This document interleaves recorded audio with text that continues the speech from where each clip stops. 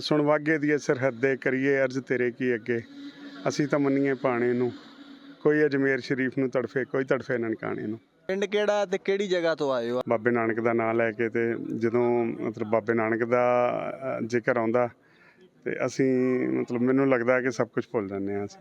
ਤੁਹਾਡਾ ਪਿਆਰ ਤੇ ਸਤਿਕਾਰ। ਸਾਡਾ ਸੁਲਤਾਨਵਿੰਡ ਆ, ਅੰਮ੍ਰਿਤਸਰ ਸ਼ਹਿਰ ਦੇ ਨਾਲ ਹੀ ਆ। ਦਿਲ ਦੀ ਭੁੱਖ ਜਿਹੜੀ ਆ ਉਹ ਮਿਟਦੀ ਨਹੀਂ। 2 ਵਾਰੀ ਕੋਰੀਡੋਰ ਤੋਂ ਆਇਆ ਜੀ। ਅੱਜ ਜਿਹੜਾ ਤੁਸੀਂ ਦਿੱਤਾ ਅਸੀਂ ਹਮੇਸ਼ਾ ਉਹਦੇ ਸ਼ੁਕਰਗੁਜ਼ਾਰ ਰਵਾਂਗੇ। ਔਰ ਇਹ ਜਿਹੜਾ ਦੋਵਾਂ ਮੁਲਕਾਂ ਨੇ ਉਪਰਾਲਾ ਕੀਤਾ, ਦੋਵਾਂ ਮੁਲਕਾਂ ਨੇ ਜਿਹੜਾ ਇਹ ਲਾਂਘਾ ਖੋਲ੍ਹਿਆ ਤੇ ਇਹਦੇ ਨਾਲ ਜਿਹੜਾ ਦਿਲ ਨੂੰ ਸਕੂਨ ਮਿਲਦਾ ਇੱਥੇ ਆ ਕੇ।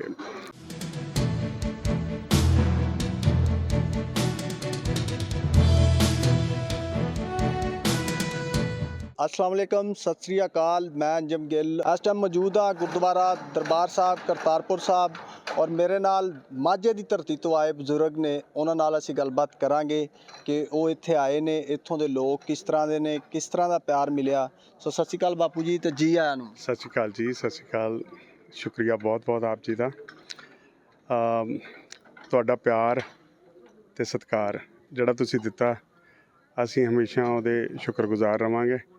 और ये ਜਿਹੜਾ ਦੋਵਾਂ ਮੁਲਕਾਂ ਨੇ ਉਪਰਾਲਾ ਕੀਤਾ, ਦੋਵਾਂ ਮੁਲਕਾਂ ਨੇ ਜਿਹੜਾ ਇਹ ਲਾਂਘਾ ਖੋਲ੍ਹਿਆ ਤੇ ਇਹਦੇ ਨਾਲ ਜਿਹੜਾ ਦਿਲ ਨੂੰ ਸਕੂਨ ਮਿਲਦਾ ਇੱਥੇ ਆ ਕੇ, ਜਿਹੜੇ ਖਾਸ ਤੌਰ 'ਤੇ ਸਿੱਖ ਭਾਈਚਾਰੇ ਦੇ ਲੋਕ ਨੇ ਤੇ ਅਸੀਂ ਬਹੁਤ ਮਸ਼ਕੂਰ ਹਾਂ ਜੀ, ਬਹੁਤ ਮਸ਼ਕੂਰ। ਪਿੰਡ ਕਿਹੜਾ ਤੇ ਕਿਹੜੀ ਜਗ੍ਹਾ ਤੋਂ ਆਏ ਹੋ? ਆਪਣਾ ਜਿਹੜਾ ਪਿਛੋਕੜ ਬਾਰੇ ਦੱਸੋ ਥੋੜਾ। ਅੰਮ੍ਰਿਤਸਰ ਤੋਂ ਆਇਆ ਜੀ ਮੈਂ। ਪਿੰਡ ਸਾਡਾ ਸੁਲਤਾਨਵਿੰਡ ਆ, ਅੰਮ੍ਰਿਤਸਰ ਸ਼ਹਿਰ ਦੇ ਨਾਲ ਹੀ ਆ। ਬਾਬੇ ਨਾਨਕ ਦਾ ਨਾਂ ਲੈ ਕੇ ਤੇ ਜਦੋਂ ਮਤਲਬ ਬਾਬੇ ਨਾਨਕ ਦਾ ਜ਼ਿਕਰ ਆਉਂਦਾ ਤੇ ਅਸੀਂ ਮਤਲਬ ਮੈਨੂੰ ਲੱਗਦਾ ਕਿ ਸਭ ਕੁਝ ਭੁੱਲ ਜਾਂਦੇ ਹਾਂ। ਤੇ ਫਿਰ ਪਾਕਿਸਤਾਨ ਜਿਹੜਾ ਖਾਸ ਤੌਰ 'ਤੇ ਕਰਤਾਰਪੁਰ ਲਾਂਘਾ ਇਹ ਤੇ ਬਹੁਤ ਸੁਖਾਲਾ ਕਰ ਦਿੱਤਾ, ਬਹੁਤ ਮਤਲਬ ਸੌਖਾ ਕੰਮ ਹੋ ਗਿਆ ਹੁਣ ਕਿ ਤੁਸੀਂ ਆਪਣਾ ਰਜਿਸਟ੍ਰੇਸ਼ਨ ਕਰੋ ਤੇ ਮੱਥਾ ਟੇਕੋ ਤੇ ਬਾਬੇ ਨਾਨਕ ਦੀਆਂ ਖੁਸ਼ੀਆਂ ਲਓ। ਨਾਂ ਤੁਸੀਂ ਆਪਣਾ ਮੇਰਾ ਖਿਆਲ ਨਹੀਂ। ਮੇਰਾ ਨਾਂ ਗੁਰਜੀਤ ਸਿੰਘ ਆ ਤੇ ਮੈਂ ਪਹਿਲਾਂ ਵੀ 2 ਵਾਰੀ ਆ ਚੁੱਕਾ ਇੱਥੇ ਤੇ ਪਰ ਉਹ ਜਿਹੜਾ ਦਿਲ ਦੀ ਭੁੱਖ ਜਿਹੜੀ ਆ ਉਹ ਮਿਟਦੀ ਨਹੀਂ ਜੀ। ਪਹਿਲੇ ਵੀ ਇਧਰੋਂ ਦੀ ਕੋਰੀਡੋਰ ਥਾਂ ਨਹੀਂ ਆਏ ਹੋ ਜਾਂ ਵੈਸੇ ਵਾਗੇ ਥਾਂ? 2 ਵਾਰੀ ਕੋਰੀਡੋਰ ਤੋਂ ਆਇਆ ਜੀ। ਅੱਜ ਤੀਜੀ ਦਫਾ ਆ ਰਿਹਾ। ਬੇਟੀ ਤੇ ਮੇਰੀ ਮਿਸਿਸ ਨਾਲ ਆਈ ਹੈ, ਮੇਰੇ ਬੀਵੀ ਨਾਲ ਆਏ ਨੇ, ਵੱਡੇ ਬ੍ਰਦਰ ਨੇ ਤੇ ਉਹਨਾਂ ਦੇ ਮਿਸਿਸ ਨੇ।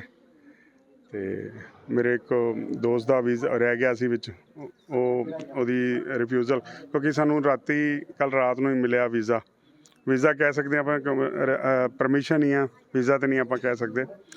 ਤੇ ਪਹਿਲਾਂ ਆ ਚੁੱਕਾ ਜੀ ਮੈਂ 2006 ਦੇ ਵਿੱਚ ਲਾਹੌਰ ਮੈਚ ਵੇਖਣ ਆਇਆ ਸਾਂ ਇੰਡੀਆ ਪਾਕਿਸਤਾਨ ਦਾ ਤੇ ਬਹੁਤ ਪਿਆਰ ਦਿੱਤਾ ਸੀ।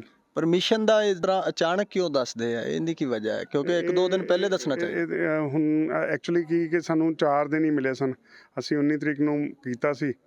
ਹੋ ਸਕਦਾ ਕੋਈ ਉਹਨਾਂ ਦੀ ਫੋਟੋਗ੍ਰਾਫ ਕਲੀਅਰ ਨਾ, ਜਾਂ ਉਹਨਾਂ ਦਾ ਕੋਈ ਪੇਪਰ ਜਿਹੜਾ ਉਹ ਸਕੈਨ ਕਰਕੇ ਪਾਈਦਾ ਤੇ ਉਹ ਸ਼ਾਇਦ ਕਲੀਅਰ ਨਾ ਹੋਇਆ ਹੋਵੇ। ਇਸ ਤਰ੍ਹਾਂ ਦਾ ਅਗਰ ਜੇ ਇਸ ਤਰ੍ਹਾਂ ਦੱਸਿਆ ਗਿਆ ਪਰਮਿਸ਼ਨ ਦਾ, ਫਿਰ ਇੱਕ ਬੰਦੇ ਨੇ ਅਗਰ ਦਿੱਲੀ ਤੋਂ ਜਾਂ ਉਸ ਤੋਂ ਅੱਗੋਂ ਕਿਤੋਂ ਆਉਣਾ ਹੈ ਉਹ ਤਾਂ ਫਿਰ ਰਹਿ ਜਾਏਗਾ। ਹਾਂ, ਇਹ ਜ਼ਰੂਰ ਇਹ ਚੀਜ਼ ਵੇਖਣੀ ਪਏਗੀ।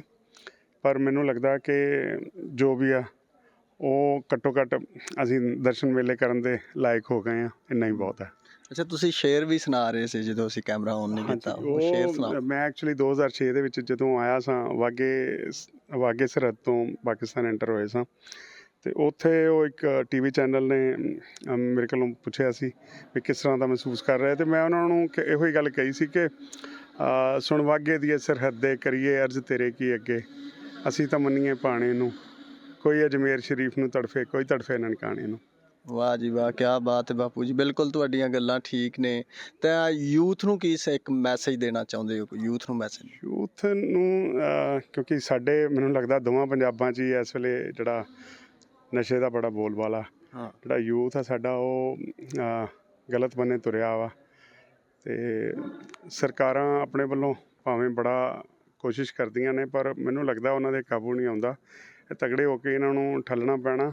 ਦੂਜੀ ਗੱਲ, ਯੂਥ ਨੂੰ ਖੇਡਾਂ ਵਾਲੇ ਬੰਨੇ ਲਾਵਾਂਗੇ ਤੇ ਯੂਥ ਆਪਣੇ ਆਪ ਖੇਡਾਂ ਵਾਲੇ ਬੰਨੇ ਤੇ ਨਾਲ ਉਹਨਾਂ ਨੂੰ ਰੁਜ਼ਗਾਰ ਦੇਣਾ ਪੈਣਾ, ਉਹਨਾਂ ਨੂੰ ਕੰਮ ਕਰ ਦੇਣਾ ਪੈਣਾ ਕਿ ਤੁਸੀਂ ਆਹ ਕੰਮ ਕਰੋ, ਉਹਨਾਂ ਦੀ ਰਹਿਨੁਮਾਈ ਕਰਨੀ ਪੈਣੀ ਹੈ। ਤੇ ਉਸ ਕਰਕੇ ਯੂਥ ਸਾਡਾ ਵਿਗੜ ਰਿਹਾ ਵਾ। ਕੰਮਕਾਰ ਤਾਂ ਬਹੁਤ ਹੈ, ਅਗਰ ਕਿਸੇ ਨੇ ਕਰਨਾ ਹੋਵੇ ਤੇ ਕੰਮ ਤਾਂ ਬਿਲਕੁਲ ਮੁੱਕਦੇ ਨਹੀਂ। ਕੰਮਕਾਰ ਬਹੁਤ, ਬਾਹਰ ਜਾ ਕੇ ਵੀ ਤੇ ਸਾਡੇ ਬੰਦੇ ਸਭ ਕੁਝ ਕਰਦੇ ਆ।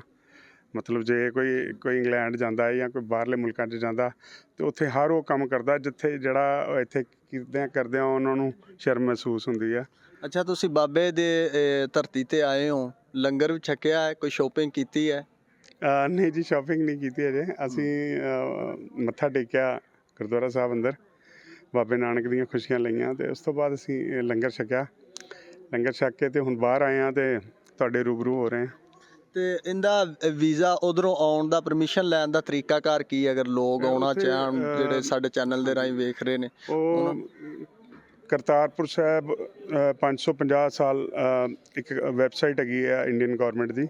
ਅੱਛਾ, ਉਹ ਤੁਸੀਂ ਉਹਦੇ ਤੇ ਲੌਗਇਨ ਕਰੋਗੇ ਤੇ ਉਹਦੇ 'ਚ ਸਾਰੇ ਉਹ ਪੂਰਾ ਖੁੱਲ ਜਾਂਦਾ ਵਾ। ਬੜਾ ਸੌਖਾ ਕੰਮ ਆ, ਬੜਾ ਹੀ ਸੌਖਾ ਕੰਮ ਆ। ਤੇ ਉਹ ਅਸਲ 'ਚ ਲੋਕੀ ਅਜੇ ਆਨਲਾਈਨ ਉਹਨਾਂ ਜ਼ਿਆਦਾ ਉਹਨਾਂ ਨੂੰ ਪਤਾ ਨਹੀਂ ਲੱਗਦਾ। ਤੇ ਜਦੋਂ ਹੌਲੀ ਹੌਲੀ ਸ਼ੁਰੂ ਹੋ ਜਾਏਗਾ ਤੇ ਮੇਰੇ ਖਿਆਲ ਹੈ ਜ਼ਿਆਦਾ ਲੋਕ ਇੱਥੇ ਦਰਸ਼ਨ ਕਰਨ ਆਉਣਗੇ।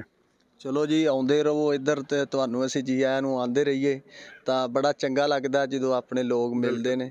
ਸੋ ਜੀ ਆਇਆਂ ਨੂੰ ਤੁਹਾਨੂੰ। ਸ਼ੁਕਰੀਆ ਸੋ ਸਾਡੇ ਨਾਲ ਬਜ਼ੁਰਗ ਗੱਲਬਾਤ ਕਰ ਰਹੇ ਸਨ, ਸੋ ਬਹੁਤ ਚੰਗਾ ਲੱਗਾ ਇਹਨਾਂ ਨਾਲ ਗੱਲਬਾਤ ਕਰਕੇ। ਸੋ ਮਿਲਦੇ ਹਾਂ ਕਿਸੇ ਨਵੀਂ ਵੀਡੀਓ ਦੇ ਨਾਲ। ਰੱਬ ਰਾਖਾ ਜੀ।